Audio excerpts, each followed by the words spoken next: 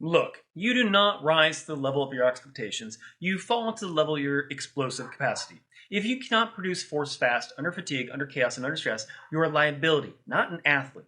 And power isn't built with machines, perfect rep, or those clap push-up challenges people do purely for views. Power is built by learning how to turn your upper body into a damn piston. And today I'm going to give you the simplest, most brutal, most transferable method for doing exactly that, the power push-up template. But before we dive into movements, progressions, and the science of why this turns your nervous system into a high wire, let me anchor you with the why, the Forge Grit compass that guides every video. I'm not going to be here to hand you random workouts or trendy movements. I'm here to give you directions, paths you can choose based on your goals you actually want, not the goal someone else pushes you. Forge Grit gives you the what, the why, and the consequences of each direction so you can self-coach with sovereignty. You pick the route, the intensity, the trade-offs. I'm just handing you the compass and the tools. Explosive upper body power is a direction worth understanding because it bleeds into everything of strength, speed, injury prevention, and confidence.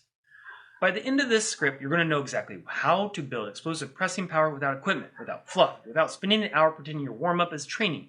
You'll get the physiological reasoning, the progression ladder, and the don't do this or you'll regret it warnings most coaches leave out. Let's break this all down. Most people think power training is for boxers, football players, or the guy at the gym who still believes he could have gone pro if he didn't blow out his knee in high school. No, power is for anyone who wants a body that responds instantly, not hesitates. In physiology terms, explosive push work trains the rate of force development, which is basically your nervous system's willingness to fire motor units at high speed. If strength is how hard you can punch the gas pedal, power is how fast that pedal hits the floor. In your nervous system, it adapts fast, sometimes in a week. Your tendons, they remodel slower, but they remodel stronger. Your neuromuscular system, it becomes more coordinated. Your muscle fibers, more fast twitch recruitment, more synchronization. Your efficiency goes through the roof. You know that feeling at the end of a long day when your body feels laggy, like the signal from your brain to your limbs is passing through a clogged Wi-Fi router? Power training will fix that, because explosive rests teach your system respond now, not later. And since we're doing this with bodyweight, you're going to learn to generate force with the most functional object you'll ever move, yourself. We're about to get into the actual progression, but before that, I need to hammer home why this works better than most strength programs for real-world performance. In physiology, we can easily talk about something called force-velocity relationship. At high velocities, you physically cannot produce max force. That's the whole point. It keeps you safe while it's still teaching your neuromuscular system to fire aggressively. Translation, explosive push-ups are self-limiting. If you fatigue, you stop producing enough force to create speed, and that ends naturally, instead of grinding your joints into dust with slow reps. This is why explosive bodyweight training builds the power without the orthopedic build that usually comes with barbell work. And for hybrid athletes, endurance athletes, tactical athletes, and weekend warriors, you want a body that feels like it still has a pop even when exhausted. That's going to be your secret sauce. Alright, now let's get into the actual push-up template, the Forge Grit way. Simple, scalable, and brutally effective. You're going to be focusing on building 3 qualities. 1, explosive initiation. That's the first 100 milliseconds of every rep. Then you're going to be working on dynamic stability, the ability to stay tight while producing force. And then fatigue-resistant power, the holy grail of real-world performance. And to do that, we use a 3-part structure. You have a primer, which is your high-speed, low-impact activation, then a power block, which is your short sets, full intent, maximum acceleration, and then a durability block, which is your controlled eccentric work for bulletproof tissue. This is a nervous system to tendon pipeline. You're training the whole chain. Let's break each one open. Alright, your primer. You want power? Then don't warm up like a sleepy sloth trying to find coffee. The primer is 60 to 90 seconds. Quick, sharp, focused. Your primer options are going to be 10 scapular push-ups, 5 explosive incline push-ups, 8 fast shoulder taps, and 5-second isometric chest press against the floor. Yes, that actually does work. So you're going to be priming the serratus, rotator cuff, pec minor, and CNS fire rate. Think of this as flipping breakers in your electrical panel. Because once the nervous system is awake, we're going to hit it with the part everybody loves to hate, the power block. Here's a basic rule of power training. Every rep must be fast enough to embarrass your old self. Quality will beat quantity, speed beats volume, intent beats everything. Choose one explosive push variation and hammer it with microsets. So you're looking at a Forge Grit power block of like 8 rounds of 3 explosive push-ups with 15 seconds rest. Volume stays low so the speed stays high. Explosive variations you can potentially rotate are going to be like your standard explosive push-ups. Hands-off push-ups, that means a dead stop. Plyo push-ups with soft landing. Explosive incline push-ups. One arm alternating power shifts. This is for the advanced athletes. But why 3 reps? Because the nervous system can maintain high speed output for about 2 to 3 seconds before output drops sharply. Past that, you're training conditioning, not power. And that is the graduate level physiology applied to garage-ready training. But power without durability is also a recipe for rebuilding the same injuries every season. So next is going to be your durability block. If the power block is lightning, this block is the grounding rod. Slow eccentrics, full control, tendon remodeling, shoulder stability. This is how you bulletproof this pressing system. For the durability block, you choose one of these options. Start with tempo push-ups, 3 sets, 6 reps. You're looking at 5 seconds eccentric, full pause, then fast up.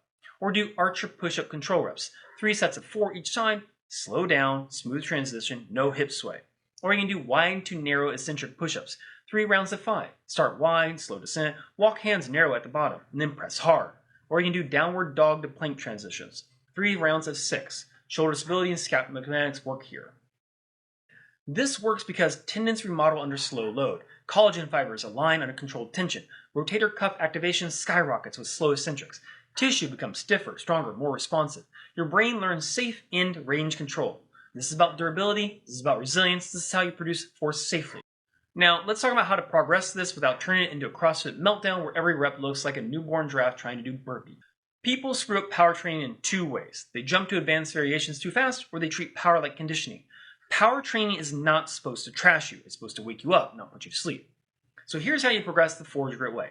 First, start with level 1, your foundation. Start off with like incline explosive push-ups, hands-off dead stop push-ups, or low height plyos. Your goal here is always going to be fast reps with perfect landing mechanics.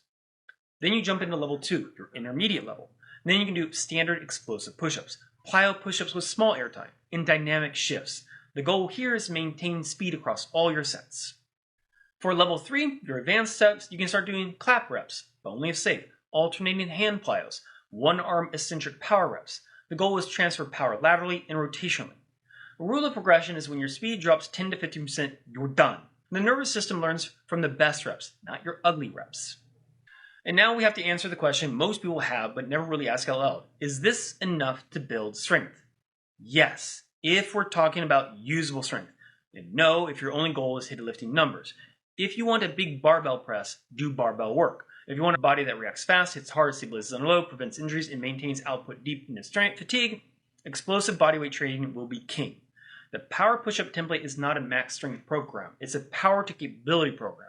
You're teaching your nervous system to be aggressive, something slow reps will never do. But now let's address the elephant in the room, fatigue. You know that moment at the end of a workout when your upper body feels like warm pudding sliding off a table? That's where explosive capability matters most. Fatigue kills motor unit recruitment. Fatigue kills speed. Fatigue kills technique. But if you train the nervous system consistently with short, sharp power doses, you build something called fatigue resistance of neural drive. It means your brain stays sharp even when your muscles are melting. So for hybrid athletes, runners, lifters, fighters, this is how you maintain posture, mechanics, and power late in the game. Now, I want to talk about how this system plugs into your weekly training without frying your recovery like a cheap motherboard.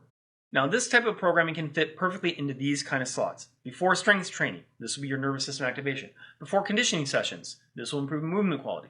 On recovery days, low volume power doses. And on days when you feel sluggish, it will actually help reboot the system. And how often should you do this? 2 to 4 times a week based off your goals. These are meant to be low fatigue with high reward. If you lift heavy the same day, put the power block before pressing your active neural pathways. If you run the same day, put it after running to avoid sloppy technique. This is tactical programming, not random exercise selection. People think explosive capability fades with age, injuries, or stress, but decline isn't biological, it's neglect. Your nervous system is plastic. It adapts, it evolves, it sharpens, and if you ask it to. And power is one of the last qualities to return when you train it correctly. The power push-up template isn't flashy, it's not trendy, it's not designed for social media clout, it's designed for sovereignty. The ability to move your body with authority, confidence, and precision under fatigue or stress. Forge Grit isn't here to tell you which path to take. It's here to show you what each direction builds. Explosive push training builds responsiveness, coordination, stability, capability, durability. In a nervous system that refuses to hesitate, you choose the intensity, you choose the frequency, you choose the direction. I'm just giving you tools. Now go build upper body power that doesn't show up when conditions are perfect, but when they're in hell.